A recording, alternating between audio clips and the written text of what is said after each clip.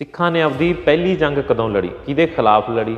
ਜੰਗ 'ਚ ਸ਼ਹੀਦ ਹੋਣ ਵਾਲਾ ਪਹਿਲਾ ਸਿੱਖ ਕੌਣ ਸੀ? ਇੱਕ ਪਾਸੇ ਮੁਗਲਾਂ ਦੀ 7000 ਦੀ ਫੌਜ, ਇੱਕ ਪਾਸੇ ਗੁਰੂ ਦੇ ਸਿਰਫ 700 ਸਿੱਖ। ਇੱਕ ਦਿਨ ਗੁਰੂ ਸਾਹਿਬ ਦੇ ਸਿੱਖ ਸ਼ਿਕਾਰ ਕਰਨ ਗਏ ਅੰਮ੍ਰਿਤਸਰ ਦੇ ਨੇੜੇ ਹੀ ਜੰਗਲਾਂ 'ਚ। ਉੱਧਰੋਂ ਸ਼ਾਹਜਹਾਨ ਆਇਆ ਹੋਇਆ ਸ਼ਿਕਾਰ ਕਰਨ। ਸਿੱਖਾਂ ਨੇ ਸ਼ਿਕਾਰ ਕਰਨ ਵਾਸਤੇ ਆਪਦਾ ਬਾਜ ਉਡਾਤਾ ਤੇ ਸਿੱਖਾਂ ਦੇ ਬਾਜ ਨੇ ਕੀ ਕੀਤਾ, ਮੁਗਲਾਂ ਦਾ ਬਾਜ ਫੜ ਲਿਆ। ਮੁਗਲਾਂ ਦੇ ਸਿਪਾਹੀ ਆਏ, ਸਿੱਖਾਂ ਤੇ ਮਾਰਿਆ ਰੋਹਬ, ਕਹਿੰਦੇ ਦੋ ਸਾਡਾ ਬਾਜ। ਇਹ ਕਹਿੰਦੇ ਤੁਸੀਂ ਬਾਜ ਭਾਲਦੇ ਹੋ, ਥੋੜਾ ਦਾ ਤਾਜ ਵੀ ਲਵਾਂਗੇ ਹੁਣ ਅਸੀਂ। ਕਹਿੰਦੇ ਕੁੱਟ ਕੇ ਭਜਾ ਤੇ ਮੁਗਲ। ਗੱਲ ਪਹੁੰਚ ਗਈ ਸ਼ਾਹਜਹਾਨ ਕੋਲ। ਸ਼ਾਹਜਹਾਨ ਕਹਿੰਦਾ ਉੱਠੋ, ਕਹਿੰਦਾ ਕੋਈ ਮਾਈ ਦਾ ਲਾਲ। ਕਹਿੰਦੇ ਫਿਰ ਇੱਕ 26 ਸਾਲ ਦਾ ਨੌਜਵਾਨ ਉੱਠਿਆ, ਨਾਮ ਹੈ ਉਹਦਾ ਮੁਖਲਿਸ ਖਾਨ। ਉੱਠਿਆ, ਪਾਨ ਦਾ ਬੀੜਾ ਚਬਾਇਆ ਤੇ ਤਲਵਾਰ ਨੰਗੀ ਹੱਥ 'ਚ ਫੜ ਲਈ। ਕਹਿੰਦਾ ਬੰਨ ਕੇ ਲੈ ਕੇ ਆऊँ ਗੁਰੂ ਹਰਗੋਬਿੰਦ ਨੂੰ ਤੁਹਾਡੇ ਸਾਹਮਣੇ ਇੱਥੇ। ਕਹਿੰਦਾ ਜੇ ਜਿਉਂਦਾ ਨਾ ਫੜ ਕੇ ਲਿਆਇਆ ਤਾਂ ਸਿਰ ਲੈ ਕੇ ਆऊँ। ਐਡਾ ਹੰਕਾਰ ਦੇਖੋ।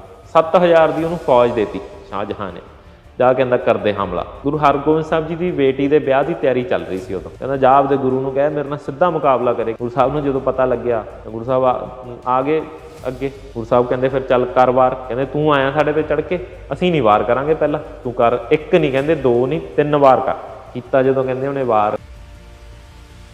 ਫਿਰ ਜਹਾਂਗੀਰ ਨੇ ਚੰਦੂ ਨੂੰ ਗੁਰੂ ਸਾਹਿਬ ਦੇ ਹਵਾਲੇ ਕਰਤਾ। ਚੰਦੂ ਦੀ ਵਜ੍ਹਾ ਕਰਕੇ ਗੁਰੂ ਅਰਜਨ ਦੇਵ ਜੀ ਨੂੰ ਸ਼ਹੀਦ ਕੀਤਾ ਗਿਆ ਸੀ। ਗੁਰੂ ਦੇ ਸਿੰਘਾਂ ਨੇ ਉਹਦੀ ਪੂਰੀ ਪਰੇਡ ਕੀਤੀ। ਕਹਿੰਦੇ ਉਹਦੇ ਸਿਰ 'ਚ ਜੁੱਤੀਆਂ ਮਾਰੀਆਂ ਗਈਆਂ ਭਰੇ ਬਾਜ਼ਾਰਾਂ 'ਚ ਚੰਦੂ ਤੋਂ ਭੀਖ ਮੰਗਾਈ ਗਈ। ਕਿਹਨੇ ਮਾਰਿਆ ਉਹਨੂੰ ਪਤਾ?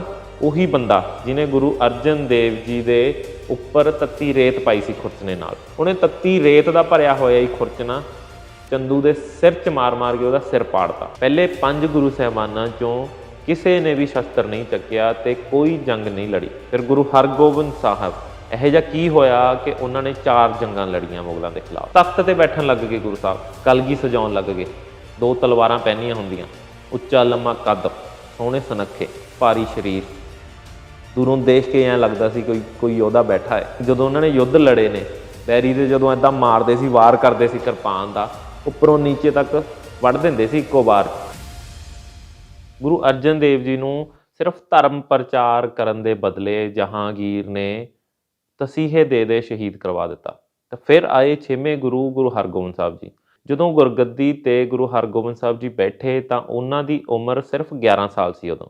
ਗੁਰਗੱਦੀ ਵਾਲੇ ਦਿਨ ਦੂਰੋਂ ਸੰਗਤਾਂ ਆਉਂਦੀਆਂ ਨੇ, ਉਹਨਾਂ ਵਾਸਤੇ ਤੋਹਫੇ ਲਿਆਏ ਜਾਂਦੇ ਨੇ। ਸਿੱਖ ਧਰਮ 'ਚ ਇੱਕ ਪਰੰਪਰਾ ਹੁੰਦੀ ਸੀ ਕਿ ਜਦੋਂ ਵੀ ਗੁਰਿਆਈ ਦਿੱਤੀ ਜਾਂਦੀ ਸੀ ਤਾਂ ਇੱਕ ਸੇਲੀ ਬੰਨੀ ਜਾਂਦੀ ਸੀ ਦਸਤਾਰ ਦੇ ਉੱਪਰ ਦੀ, ਜਿਹੜੇ ਪਹਿਲੇ 5 ਗੁਰੂ ਸਾਹਿਬਾਨਾਂ ਨੇ ਧਾਰਨ ਕੀਤੀ। ਸੇਲੀ ਬੰਨਣ ਲੱਗਦੇ ਨੇ ਤਾਂ ਬਾਬਾ ਬੁੱਢਾ ਜੀ ਨੂੰ ਗੁਰੂ ਹਰਗੋਬਿੰਦ ਸਾਹਿਬ ਜੀ ਕਹਿੰਦੇ ਨੇ ਕਿ ਬਾਬਾ ਜੀ, ਕਿ ਇਹ ਸੇਲੀ ਆ ਜਿਹੜੀ, ਇਹਨੂੰ ਤੋਸ਼ੇਖਾਨੇ 'ਚ ਰੱਖ ਦਿੱਤਾ ਜਾਵੇ। ਹੁਣ ਸਿੱਖਾਂ ਦਾ ਰੂਪ ਬਦਲੇਗਾ। ਉਹ ਕਹਿੰਦੇ ਮੇਰੀ ਸੇਲੀ ਮੇਰੀ ਕਮਰ ਤੇ ਟੰਗੀ ਕਿਰਪਾਨ ਹੋਏਗੀ। ਤਾਂ ਕਈ ਲੋਕਾਂ ਨੂੰ ਇਹ ਗੱਲ ਨਹੀਂ ਪਸੰਦ ਆਈ ਕਿ ਇਹ ਫੌਜ ਖੜੀ ਕਰ ਰਹੇ ਨੇ, ਇਹ ਖਿਲਾਫ ਲੜਨਗੇ, ਕਿ ਚੰਗਾ ਨਹੀਂ ਕਰ ਰਹੇ ਗੁਰੂ ਸਾਹਿਬ। ਗੁਰੂ ਹਰਗੋਬਿੰਦ ਸਾਹਿਬ ਜੀ ਦੇ ਮਾਤਾ ਗੰਗਾ ਜੀ ਨੂੰ ਉਹਨਾਂ ਦੀਆਂ ਸ਼ਿਕਾਇਤਾਂ ਕੀਤੀਆਂ ਗਈਆਂ। ਗੁਰੂ ਸਾਹਿਬ ਨੇ ਸ਼ਿਕਾਰ ਖੇਡਣਾ ਸਟਾਰਟ ਕਰਤਾ ਜੀ। ਇਸ ਚੀਜ਼ 'ਤੇ ਵੀ ਇਤਰਾਜ਼ ਜਤਾਇਆ ਗਿਆ ਕਿ ਗੁਰੂ ਜੀ ਸ਼ਿਕਾਰ ਖੇਡਦੇ ਨੇ।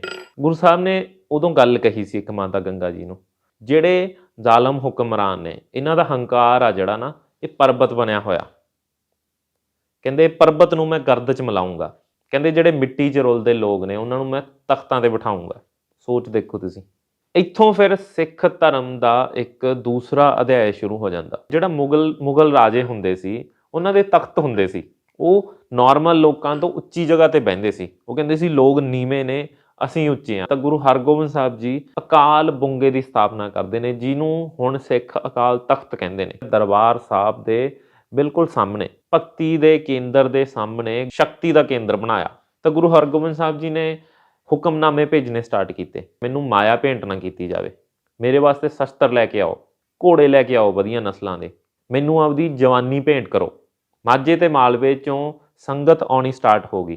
ਕਹਿੰਦੇ ਉਸ ਟਾਈਮ 'ਤੇ ਇਹੋ ਜਿਹੇ ਲੋਕ ਆਏ ਜਿਹੜੇ ਕਹਿੰਦੇ ਵੀ ਸਾਨੂੰ ਸਿਰਫ 2 ਟਾਈਮ ਦਾ ਖਾਣਾ ਦੇ ਦਿਓ ਤੇ 6 ਮਹੀਨਿਆਂ ਬਾਅਦ ਸਾਨੂੰ 1 ਜੋੜੀ ਕੋਈ ਕੱਪੜਾ ਦੇ ਦਿਓ, ਸਾਨੂੰ ਕੁਛ ਨਹੀਂ ਚਾਹੀਦਾ ਤੁਹਾਡੇ ਤੋਂ।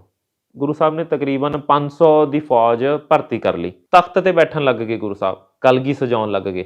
2 ਤਲਵਾਰਾਂ ਪਹਿਨੀਆਂ ਹੁੰਦੀਆਂ, ਉੱਚਾ ਲੰਮਾ ਕੱਦ, ਸੋਹਣੇ ਸੁਨੱਖੇ, ਭਾਰੀ ਸਰੀਰ।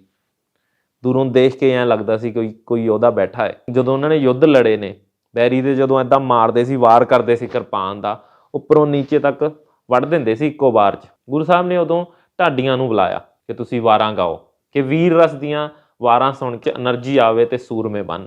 ਭਾਈ ਫੱਤਾ ਤੇ ਭਾਈ ਅਬਦੁੱਲਾ ਅਕਾਲ ਤਖਤ ਤੇ ਇਹ ਦੋ ਢਾਡੀ ਵਾਰਾਂ ਗਾਉਂਦੇ ਸੀ। ਦੋ ਤਲਵਾਰਾਂ ਬੱਧੀਆਂ, ਇੱਕ ਮੀਰ ਦੀ ਇੱਕ ਪੀਰ ਦੀ, ਇੱਕ ਅਜ਼ਮਤ ਦੀ ਇੱਕ ਰਾਜ ਦੀ, ਇੱਕ ਰਾਖੀ ਕਰੇ ਫਕੀਰ ਦੀ, ਪੱਗ ਤੇਰੀ ਕੀ ਜਹਾਂਗੀਰ ਦੀ।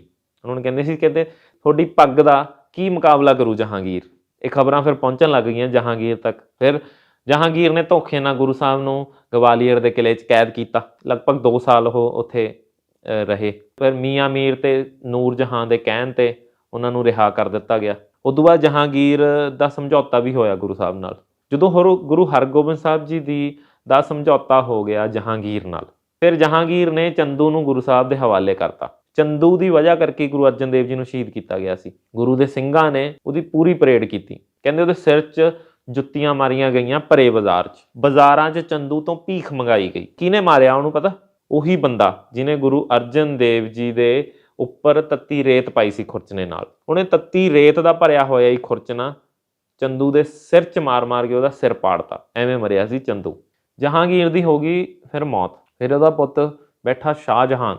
ਸ਼ਾਹਜਹਾਨ ਵੀ ਹੁਣ ਕੱਟੜਵਾਦੀ ਸੀਗਾ। ਟਾਈਮ ਲੰਘਿਆ। ਫਿਰ ਇਹ ਹੁਣ ਗੱਲ ਹੈਗੀ ਆ 1629-30 ਦੇ ਨੇੜੇ ਦੀ। ਗੁਰੂ ਹਰਗੋਬਿੰਦ ਸਾਹਿਬ ਜੀ ਦੀ ਹੁਣ ਸੈਨਾ ਵੀ ਵੱਧ ਗਈ ਸੀ। ਹੁਣ ਸਿੱਖ ਸੀਗੇ ਜਿਹੜੇ ਉਹ ਸ਼ਸਤਰਾਂ 'ਚ ਨਿਪੁੰਨ ਹੋ ਗਏ ਸੀਗੇ। ਵਿਧੀ ਚੰਦ ਵਰਗੇ ਤੇ ਪੈਂਦੇ ਖਾਂ ਵਰਗੇ ਸੂਰਮੇ ਗੁਰੂ ਸਾਹਿਬ ਦੀ ਫੌਜ 'ਚ ਸੀਗੇ। ਪਰ ਹਜੇ ਤੱਕ ਕੋਈ ਜੰਗ ਨਹੀਂ ਸੀ ਲੜੀ ਗੁਰੂ ਸਾਹਿਬ ਨੇ। ਇੱਕ ਦਿਨ ਗੁਰੂ ਸਾਹਿਬ ਦੇ ਸਿੱਖ ਸ਼ਿਕਾਰ ਕਰਨ ਗਏ ਅੰਮ੍ਰਿਤਸਰ ਦੇ ਨੇੜੇ ਹੀ ਜੰਗਲਾਂ 'ਚ। ਉਧਰੋਂ ਸ਼ਾਹਜਹਾਨ ਆਇਆ ਹੋਇਆ ਸ਼ਿਕਾਰ ਕਰਨ। ਉਦੋਂ ਬਾਜ ਰੱਖੇ ਹੁੰਦੇ ਸੀ। ਗੁਰੂ ਸਾਹਿਬ ਵੀ ਬਾਜ ਰੱਖਦੇ ਸੀ, ਉਧਰੋਂ ਸ਼ਾਹਜਹਾਨ ਵੀ ਬਾਜ ਰੱਖਦਾ ਸੀਗਾ। ਮੁਗਲਾਂ ਦਾ ਬਾਜ ਉੱਡ ਰਿਹਾ, ਕਿਸੇ ਪੰਛੀ ਦੇ ਪਿੱਛੇ ਭੱਜ ਰਿਹਾ ਏ। ਸਿੱਖਾਂ ਨੇ ਸ਼ਿਕਾਰ ਕਰਨ ਵਾਸਤੇ ਆਪਦਾ ਬਾਜ ਉਡਾਤਾ। ਤੇ ਸਿੱਖਾਂ ਦੇ ਬਾਜ ਨੇ ਕੀ ਕੀਤਾ? ਮੁਗਲਾਂ ਦਾ ਬਾਜ ਫੜ ਲਿਆ। ਫੜ ਕੇ ਸਿੱਖਾਂ ਕੋਲ ਲਿਆ ਆ। ਹੁਣ ਜਦੋਂ ਬਾਜ ਫੜ ਹੀ ਲਿਆ, ਸ਼ਿਕਾਰ ਹੀ ਕਰ ਲਿਆ, ਤਾਂ ਸਿੱਖਾਂ ਨੇ ਆਪਦੇ ਕੋਲ ਹੀ ਰੱਖਣਾ। ਇਹਨਾਂ ਨੇ ਰੱਖ ਲਿਆ ਮੁਗਲਾਂ ਦਾ ਬਾਜ, ਆਪਦੇ ਕੋਲ ਰੱਖ ਲਿਆ। ਮੁਗਲਾਂ ਦੇ ਸਿਪਾਹੀ ਆਏ, ਸਿੱਖਾਂ ਤੇ ਮਾਰਿਆ ਰੋਹਬ, ਕਹਿੰਦੇ ਦੋ ਸਾਡਾ ਬਾਜ। ਹੁਣ ਇਹ ਕਹਿੰਦੇ ਵੀ ਬਾਜ ਸ਼ਿਕਾਰ ਸਾਡੇ ਬਾਜ ਨੇ ਕੀਤਾ ਸੀ, ਕਿਉਂ ਦਈਏ ਤੁਹਾਨੂੰ ਬਾਜ? ਉਹ ਕਹਿੰਦੇ ਤੁਹਾਨੂੰ ਡਰ ਨਹੀਂ ਲੱਗਦਾ? ਬਾਦਸ਼ਾਹ ਦਾ ਬਾਜ ਆ ਇਹ। ਇੱਧਰੋਂ ਸਿੱਖ ਵੀ ਫਿਰ ਉਵੇਂ ਦੇ ਹੋ ਗਏ ਨੇ, ਯੋਧੇ ਨੇ, ਸੂਰਬੀਰ ਨੇ, ਥੋੜੀ ਨਾ ਪਹਿਲਾਂ ਵਾਲੇ ਰਹੇ ਨੇ। ਇਹ ਕਹਿੰਦੇ ਤੁਸੀਂ ਬਾਜ ਭਾਲਦੇ ਹੋ, ਥੋੜਾ ਦਾ ਤਾਜ ਵੀ ਲਵਾਂਗੇ ਹੁਣ ਅਸੀਂ। ਕਹਿੰਦੇ ਕੁੱਟ ਕੇ ਭਜਾਤੇ ਮੁਗਲ। ਗੱਲ ਪਹੁੰਚ ਗਈ ਸ਼ਾਹਜਹਾਨ ਕੋਲ। 2-4 ਗੱਲਾਂ ਹੋਰ ਐਡ ਕਰਕੇ ਲਾਤੀਆਂ ਸ਼ਾਹਜਹਾਨ ਕੋਲ। ਸ਼ਾਹਜਹਾਨ ਭੜਕ ਗਿਆ, ਕਹਿੰਦਾ ਮੇਰਾ ਬਾਜ ਫੜਿਆ ਇਹਨਾਂ ਨੇ। ਫਿਰ ਕਹਿੰਦੇ ਭਰੇ ਦਰਬਾਰ 'ਚ ਸ਼ਾਹਜਹਾਨ ਨੇ ਕੀ ਕੀਤਾ? ਇੱਕ ਪਾਨ ਦਾ ਬੀੜਾ ਰੱਖਿਆ, ਇੱਕ ਨੰਗੀ ਤਲਵਾਰ ਰੱਖੀ। ਯੋਧੇ ਵੱਡੇ ਵੱਡੇ ਜਰਨੈਲ ਦਰਬਾਰ 'ਚ ਬੈਠੇ ਨੇ। ਸ਼ਾਹਜਹਾਨ ਕਹਿੰਦਾ ਉੱਠੋ, ਕਹਿੰਦਾ ਕੋਈ ਮਾਈ ਦਾ ਲਾਲ, ਪਾਨ ਦਾ ਬੀੜਾ ਤੇ ਤਲਵਾਰ ਚੱਕੋ ਤੇ ਸਹੁੰ ਖਾਓ ਵੀ ਗੁਰੂ ਹਰਗੋਬਿੰਦ ਨੂੰ ਹਰਾ ਕੇ ਇੱਥੇ ਬੰਨ੍ਹ ਕੇ ਲੈ ਕੇ ਆਉਂਗੇ। ਕਹਿੰਦੇ ਫਿਰ ਇੱਕ 26 ਸਾਲ ਦਾ ਨੌਜਵਾਨ ਉੱਠਿਆ, ਨਾਮ ਹੈ ਉਹਦਾ ਮੁਖਲਿਸ ਖਾਨ। ਉੱਠਿਆ, ਪਾਨ ਦਾ ਬੀੜਾ ਚਬਾਇਆ ਤੇ ਤਲਵਾਰ ਨੰਗੀ ਹੱਥ 'ਚ ਫੜ ਲਈ। ਕਹਿੰਦਾ ਇਹ ਤਾਂ ਗੱਲ ਹੀ ਕੋਈ ਨਹੀਂ।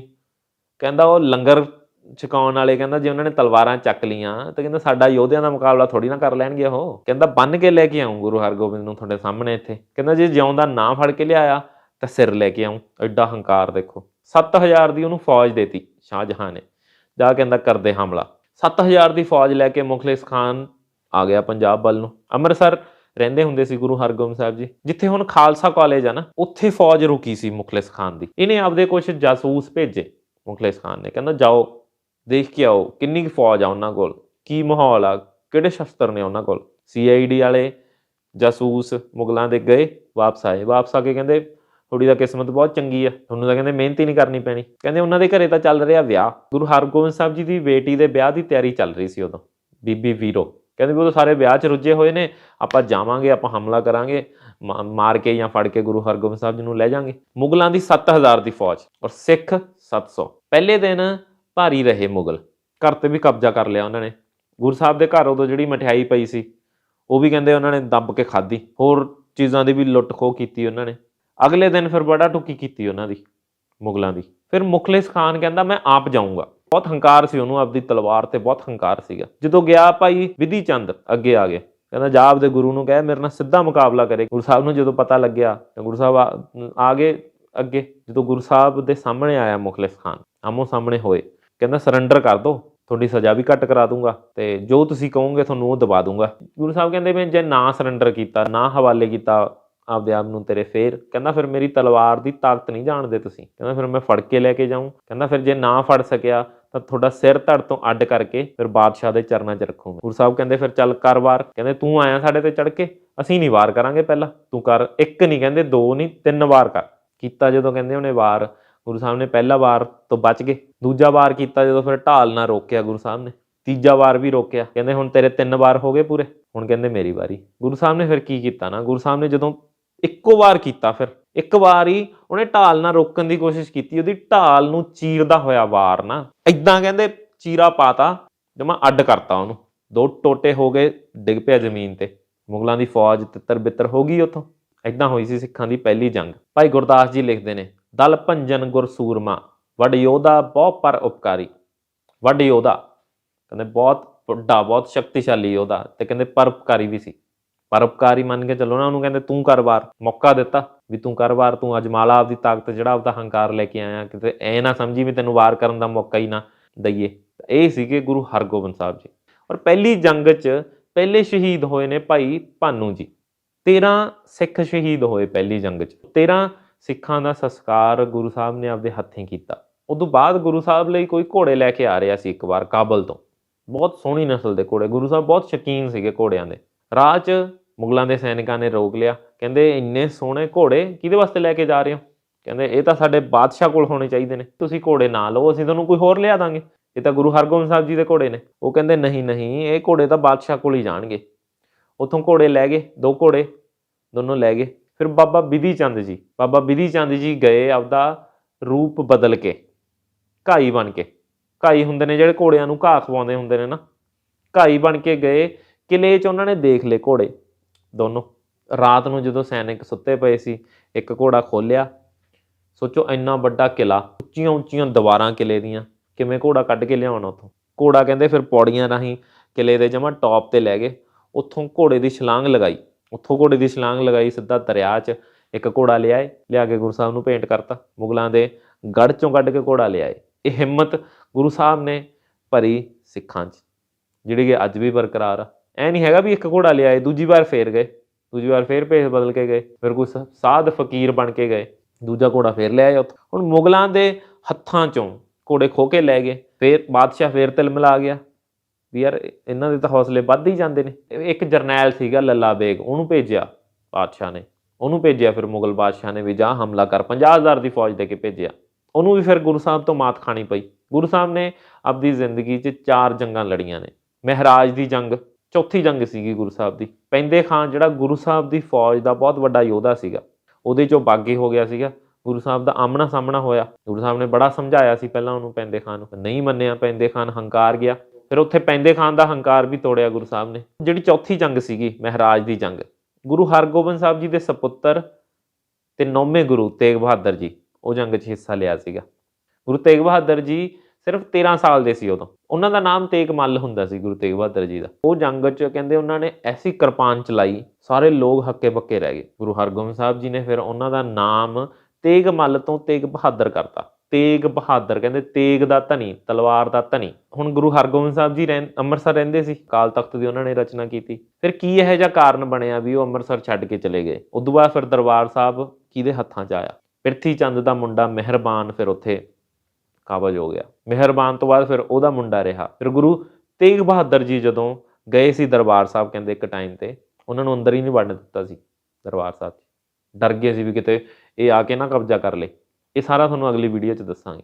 ਦਰਬਾਰ ਸਾਹਿਬ ਤੇ ਕਦੋਂ ਹਮਲੇ ਹੋਏ, ਕਿੰਨੇ ਹਮਲੇ ਹੋਏ। ਅਫਗਾਨੀਆਂ ਨੇ ਬਹੁਤ ਹਮਲੇ ਕੀਤੇ। ਇੱਕ ਹਮਲਾ ਇਹੋ ਜਿਹਾ ਵੀ ਹੋਇਆ ਸੀ ਵੀ ਸਾਰੇ ਸਰੋਵਰ ਨੂੰ ਕੂੜੇ ਨਾਲ ਭਰ ਦਿੱਤਾ ਗਿਆ ਸੀ। ਇੱਕ ਹਮਲਾ ਇਹੋ ਜਿਹਾ ਵੀ ਹੋਇਆ ਸੀ ਦਰਬਾਰ ਸਾਹਿਬ ਦੀ ਸਾਰੀ ਬਿਲਡਿੰਗ ਨੂੰ ਬਰੂਦ ਨਾਲ ਉਡਾ ਦਿੱਤਾ ਗਿਆ ਸੀ। ਇੱਕ ਟਾਈਮ ਇਹੋ ਜਿਹਾ ਵੀ ਸੀਗਾ ਵੀ ਦਰਬਾਰ ਸਾਹਿਬ 'ਚ ਮੱਸੇ ਰੰਗੜ ਵਰਗੇ ਮੁਗਲਾਂ ਨੇ ਨਿਰਤਕਾਂ ਨੂੰ ਨਚਾਇਆ। ਦਰਬਾਰ ਸਾਹਿਬ ਦਾ ਸਾਰਾ ਇਤਿਹਾਸ ਅਗਲੀ ਵੀਡੀਓ 'ਚ ਦੱਸਾਂਗੇ।